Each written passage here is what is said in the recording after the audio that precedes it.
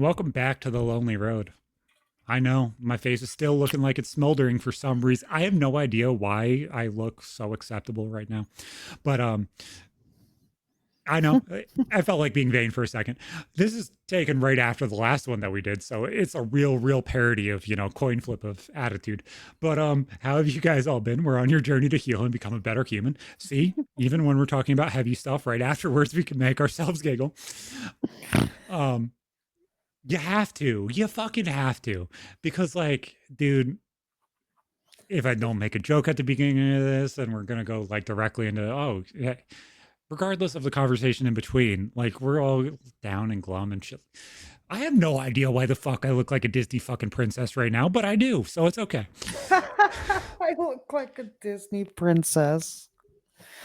Yeah, Jesus I Christ. look like Flynn Rider right now with the smolder when it like sparkles on his face, and it's like, oh yeah, damn. No, I have no idea why it looks that good. It just does today. Good morning, good afternoon, good evening, everybody. Thanks for joining us again at the Lonely Road with Zach and KJ. Trying to bring a little bit of levity to life because it's just, it's a lot. Life can be a lot. I mean, people have their own ways of decompressing and compartmentalizing all the shit that we have to deal with on a daily basis. You mean making an ass and a joke out of yourself isn't the only way people do that? No, but I mean, it's one of the ways that we can, and bringing levity to a situation. It's absolutely one of the ways that we do that. Yes, yes, it is, and we always will. Um, yes, we will. Like, not even trying to tie it back to last week's at this point, but earlier episode that we just recorded. I will always make myself the ass in every single situation just to make somebody fucking smile or giggle. That's That's just how I've always handled things. It's Like, your mom. That's your mom and you because your mom does the same thing. She will do whatever to make the person that's having issues laugh. it's always the one that she reminds me of. And I think it's the funniest one. I remember when I was 14, everything fucking collapsed. I had my ideation happened. We had my mom struggle with work and everything else because everything was all happening. Life goals, everything was all KJ left all at the same fucking time again. And I remember walking into her room probably like 2 months into her crazy level depression. And for the longest time, Bella, my little sister's fucking favorite show was SpongeBob. So I did the whole how to blow a bubble thing right in front of my mom's face, including like pelvic thrusting in my mom's face just to be an asshole. And it was like the first thing that got her out of bed. Just being like a big fucking ass because it was the only way to make somebody giggle. Yeah. But yeah, no, I guess I kind of always done that. But yeah, Yeah. No, I can absolutely. That's definitely your mom for sure. But yeah, this episode we're going to talk a lot about ways to decompress yourself. What you do to chill out. A lot of times, Zachary got a lot of flack in his life for just going into the bathroom for extended periods of time with his video games, and it ended up being a whole thing for him. But there's more read to but I that didn't than just being there and disappearing. I didn't realize it was a normal ADHD thing. And I think that's kind of like the chemical that a lot of people don't fully grasp. Yeah. When you wake up in the morning, do you allow people to bother you first thing in the fucking morning? I don't like that. I don't like that Um, very, you know, but does my mom allow anybody to bother her for like the good first 2 hours that oh, she's she can't awake? help it.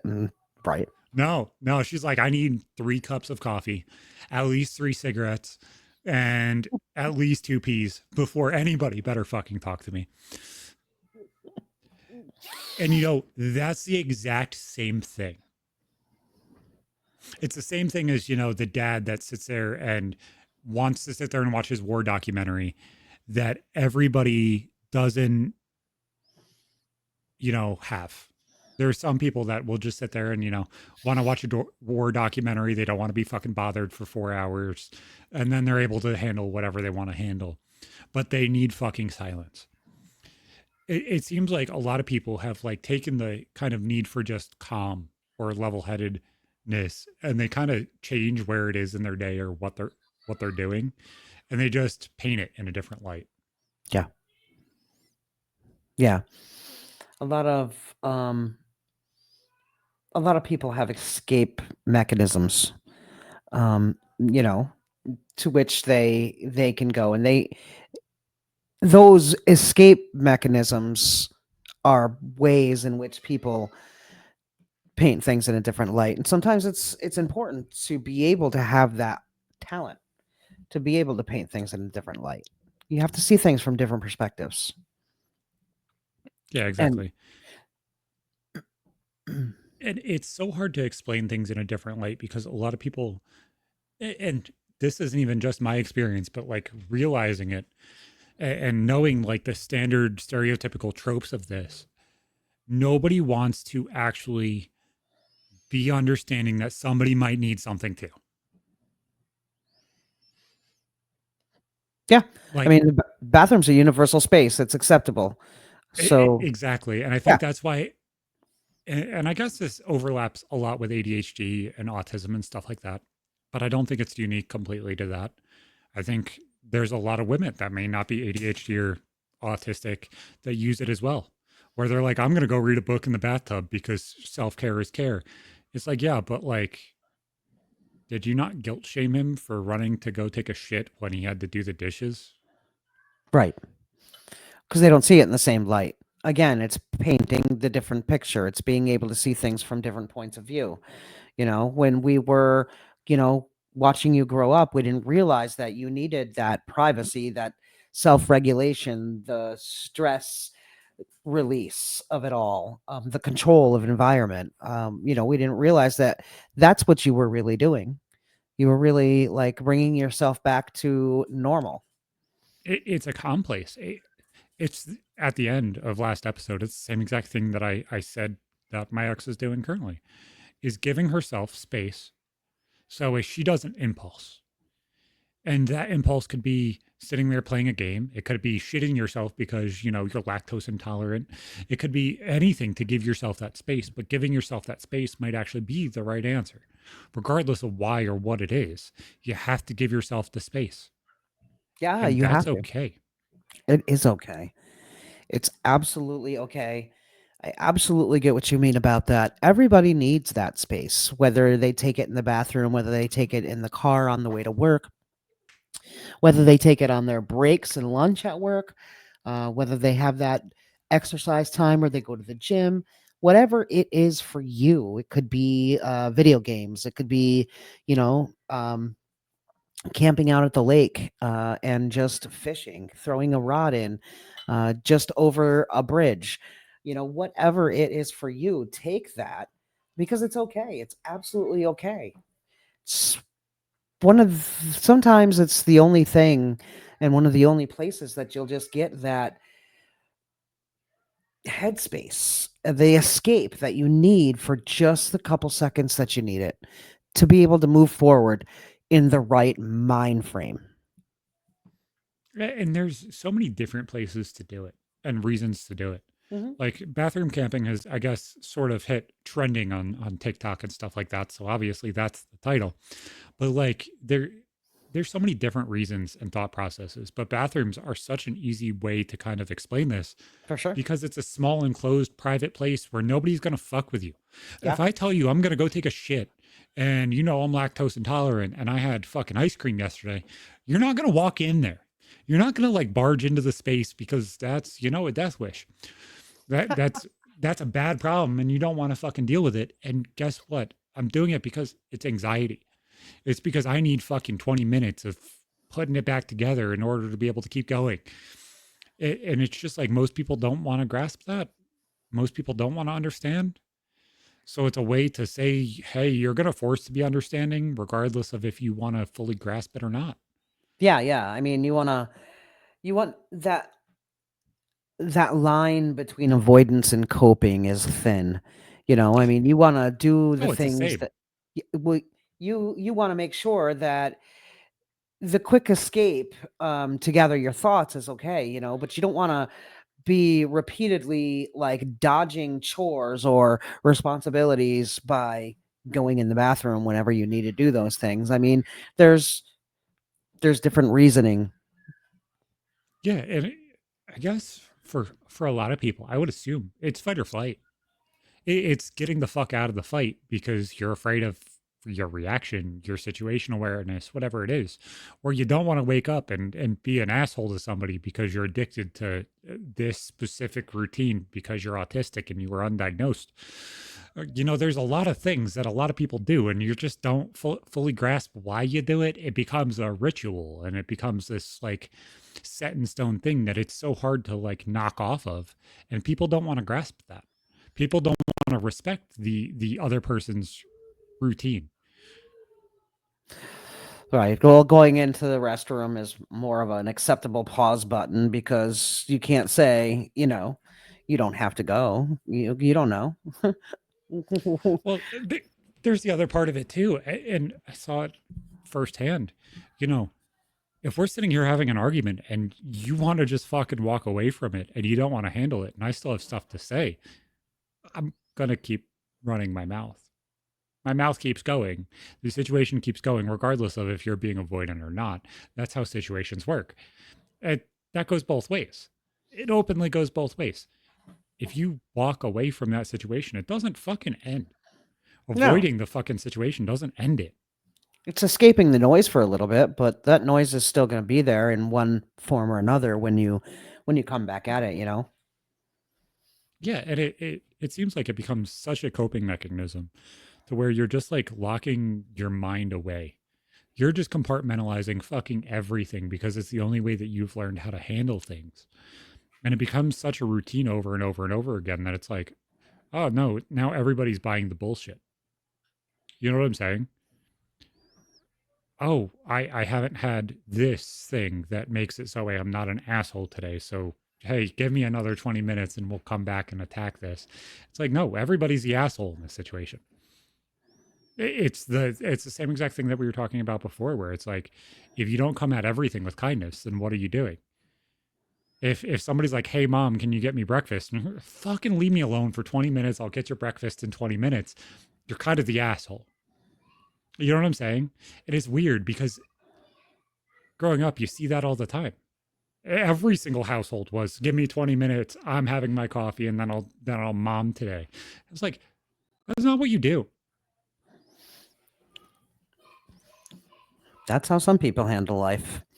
Oh, you know absolutely. but the kids still need stuff. They still have diapers that need to be changed, and they still have drinks that they need to get in them because they're tiny human beings and they've dehydrated overnight, and they still need a little snack or breakfast if they don't want a big a little snack if they don't want a big breakfast or whatever, you know what I mean.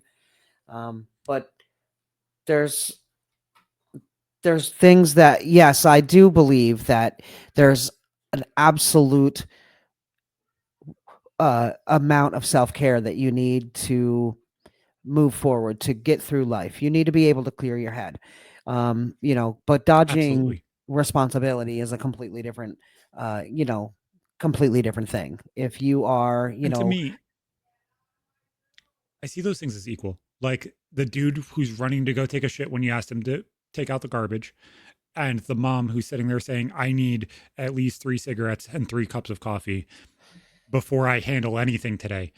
Both of those people are avoiding their responsibilities. Both of them are uniquely their own, but they're exactly the same. If you have people that are relying on you to do things, regardless of what it is, that job comes first. yeah, I don't think that taking time for yourself is always avoiding responsibility. I think that there's two different situations that are happening here. Absolutely. And so it doesn't have to be, the same thing. It can be mutually exclusive. Um, Exactly. but I do think that the other exists. I absolutely think that people in life use, especially, and a lot of a lot of people use it as a way to not have to, do anything close to the things that they're responsible for until their palate says that it's okay to do the responsible things. Now, sometimes, like you when you're in a partnership, like I have with my wife, we have had these grandkids for like a week now because their parents are on vacation, and when she needs a minute, I jump in. When I need a Yep, minute, she jumps in, and it gives us that time to be able to be there for them. And if we don't exactly. have that, then it absolutely shows. If we don't give Mhm. each other that, it absolutely shows in the way we deal with the kids, the way we deal with each other, and I don't feel like that is avoiding a responsibility. I think like that kind of that is absolute self care. Um, That's you a way know, to recenter yourself and bring yourself. And that's the biggest part of it that I think I'm trying to explain is like if you're a single parent or a single parent in a situation and you're going to avoid things on purpose because you don't want to do it right now, that is selfishness. That is not making sure everything is taken care of before you take care of me, because that's what it is when you're a parent, regardless, or a grandparent or somebody who's taking care of somebody else. Like, it's not you first, yeah, it's the other first. And like when Bree comes downstairs every single morning, we take care of things the same exact way. She walks up, she gives me a kiss, I make her breakfast, we open our energy drinks together, and we sit there and we talk, and we have a bagel together, and we have breakfast together. Every single morning, it doesn't fucking change. That's how every single morning is.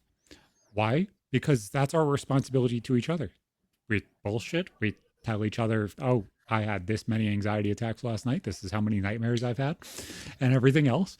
this is And what we I move have to on do about the day. today. Yep, Yeah, exactly. And yep. it's being understanding of the other person. You're feeding your relationship so you can feed the family. Yep. It's important to be able to have those breaks and have those times, and not avoid responsibility.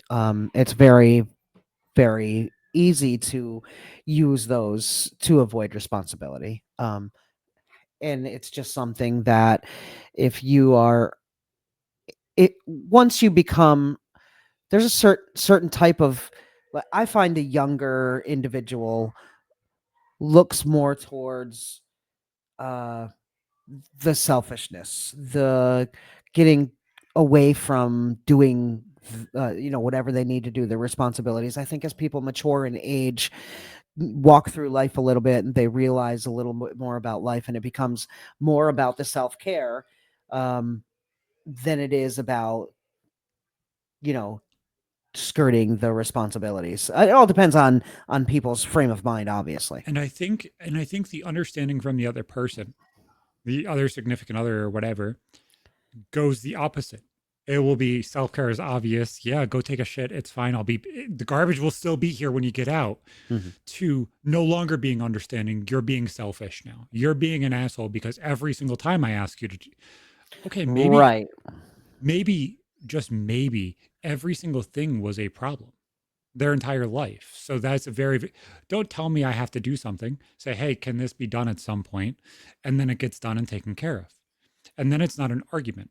And Right. it's just like, there's some, that not understanding other people is something that, I fucking teaching teenage kids exactly that is the hardest fucking thing in the world, because Yeah, it's the biggest part is like you need to teach humanity. And it's like, oh, that little shithead brother of mine is not a fucking human, he's an alien. And it's like, no, he's not an alien, he just like playing video games, and he's a loud obnoxious asshole like I was. yeah, And they it's don't just want to like, hear that though. You're not yeah, cool. It's not cool. yeah. It's And it's crazy. just like learning that, hey, it's okay to be understanding of somebody slightly, and not everything as a jab. It's like, I think that's the reason why, as you get older, yeah, you're going to start taking more self care because you realize it's not selfish. You realize you're not being an asshole, but Exactly. the other person now finally feels like you're being an asshole because you've stood on that ground for so long. Yeah, Now everybody it needs. becomes that. Yeah, for sure. Everybody needs that pause button. Everybody needs that pause button. The bathroom's a convenient one, but it's not the only one. You deserve real Naps. space too, you know? Naps are a pretty easy one too. At least from me, like if you come to me and tell me you're fucking tired, I did it with my ex. I still do it with Brie. It's probably one of my red flags. But if you come to me and tell me, hey, I need a fucking nap, I'm overwhelmed right now, I'm gonna look at you and tell you go fucking lay down. Even if it ruins your entire fucking sleep schedule for the week, I don't care. I would rather you be a human and be okay. And like I completely understand where not having that nap gets me treated. So it's like, yep, go take your nap. And it's like, I don't know. Like it's so hard to kind of wrap your head around that it's not a problem. Yeah, That it's just like, yeah, you need that. You need to be able to. I mean, me and your mom talk a lot about how it was looked at as selfish. Self-care was looked at as selfish when we were growing up. mm, And it kind of flipped when we were, I'd have to say, in our 30s. It kind of flipped to, wait a second, no, self-care is not selfish anymore. It's actually what we need so that we can take care of other things moving forward. And that transition for your mom was, I mean, we all know what it was. It was a pretty rough transition. She went through some horrible waters and tornadoes and things that mm, were uh, in her own, to her own admission, self-induced. Some were not. But it's a transition to be able to say to yourself, okay, it's not selfish for me to take a walk because I need some air, and I and it feels good. It's good for my brain. I'm able to process things when I'm taking a walk or whatever the thing is for yourself. yeah, You deserve exactly. that time without having to justify it. And I think when you guys were taught that, and when you guys taught us that, and stuff like that, that taught a lot of guilt. Not only guilt for the person, but the unacceptability for a man ever to ask continued. You know what I'm saying? Like, dudes are so quick to say, okay, the living room's mine on Sunday for football. How many people else are involved in that? Normally, none, or their friend. It's not people in the household. But you know what I was doing right before this? I was sitting here watching fucking WWE with Bree and Nick, and we were all sitting here fucking singing the songs and chanting and everything else because things are different now. And it's Mhm. okay to involve everybody in the things that you use to heal you. Yeah. But it seems like for so long, those self care things were the isolating things. And to me, that's why I think the bathroom is like one of the more healthy ways to do it. It's not sectioning off the fucking kitchen because you can't ask somebody a question because they haven't had enough fucking caffeine today. Or worse for some people. I know some people need, a good some bit of, sugar before, their day starts and they get fucking tweaky and assholey way beforehand. You know what I'm saying? Like the bathroom is the least needed fucking place as long as you have two of them. Mhm. You don't have two fucking kitchens. You don't have two fucking living rooms. It's such a non-communal space, but a communal space in the way of like everybody uses it, but one person can be in it at a time. Everybody can be in the kitchen, and you could be in a bad fucking mood and be an asshole. I would rather give myself the 5 minutes to put myself back together before handling shit. Absolutely, it feels better. Feels better to be able to handle shit than to, do something, not give yourself that space, and then do something that you're not proud of or that you feel horrible about. Because I know I do. I feel horrible when I act out or when I don't do things the way I should be doing things. I know right from wrong. North is still north, regardless of how I feel about things. And it's taken me a long, long, long time to get there. But that's it right there. North is still north. You could be in a tornado. People could be yelling in your face. North is still north. And it doesn't matter how you feel about the situation.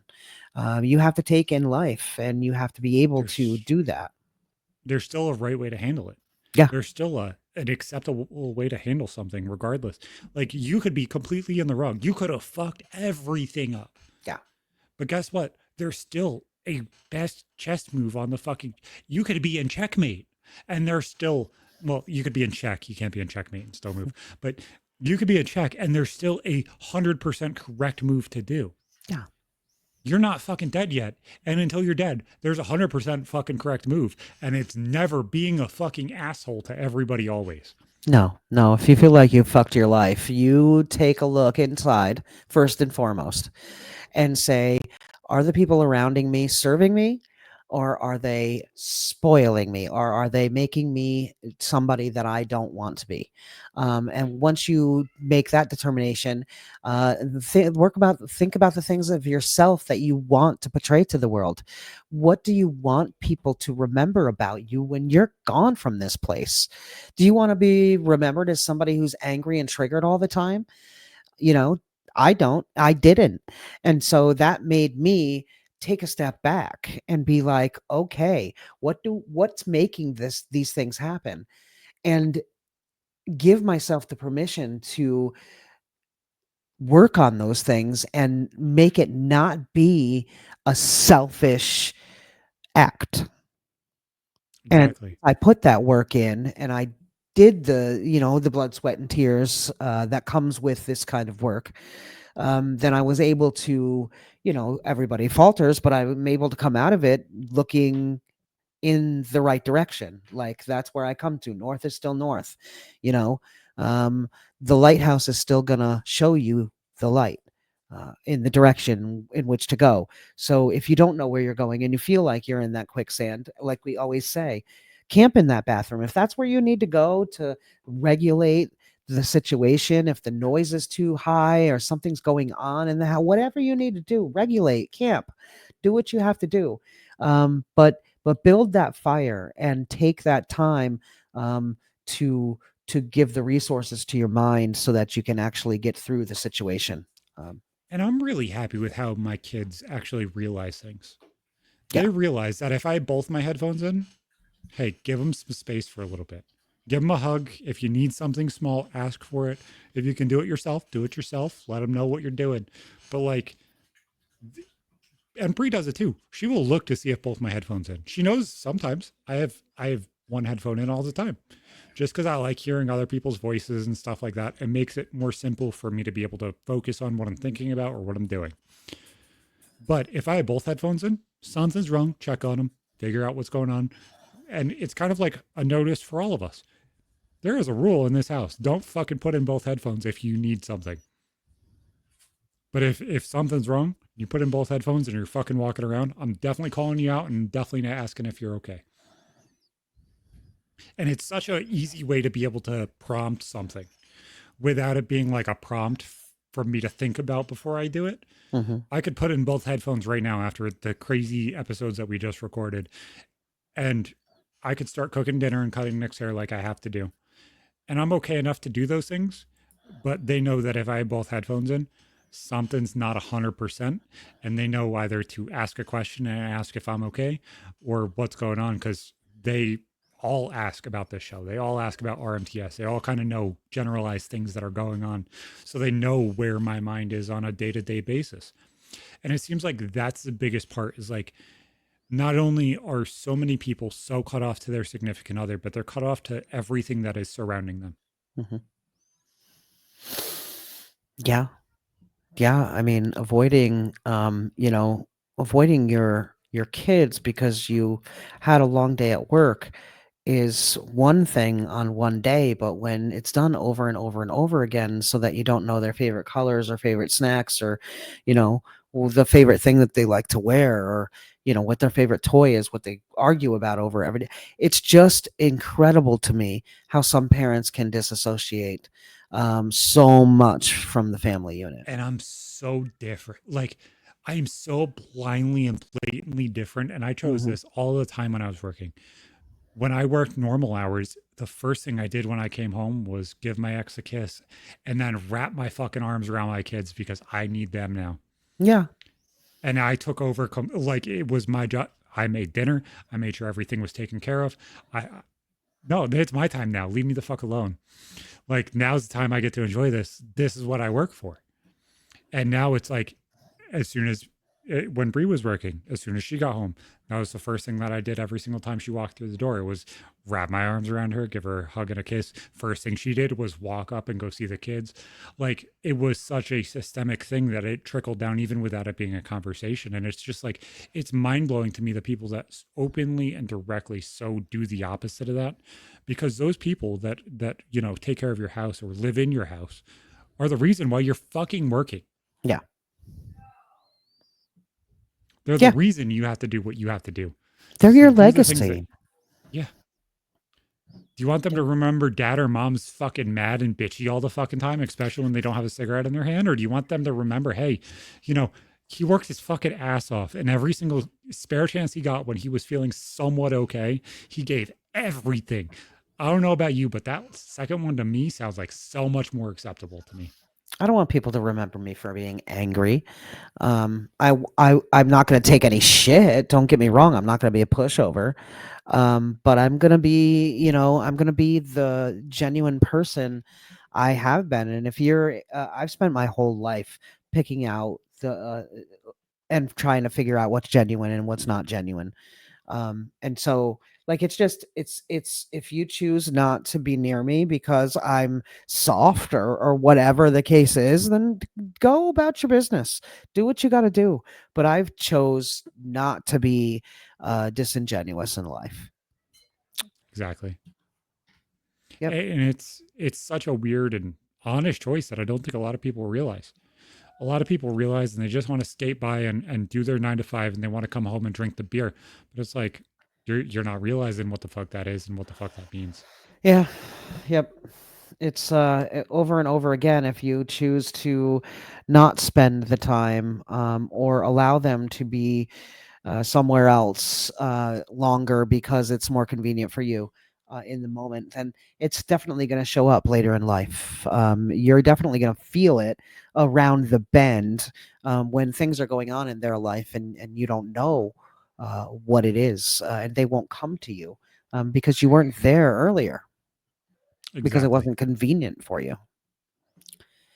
And you didn't do your job when it was supposed to be your job. So when you push everybody away, everything collapses. Exactly. Exactly. And so then it all crumbles. It all ends up crumbling. You got to do what you need to do. And if you're not right, then you got to take that time to get right so that you can be right for whoever you need to be right for. And, I know we need to wrap this, but I want to say one thing. As this gets posted, not as we're recording this, but as we get this posted, this is the 1 year memorial of my son. So we love you, buddy. We wish you were here. And I'm in court right now. So hopefully your sister's coming home today because that's what she deserves to. Keep going, guys. It'll be okay.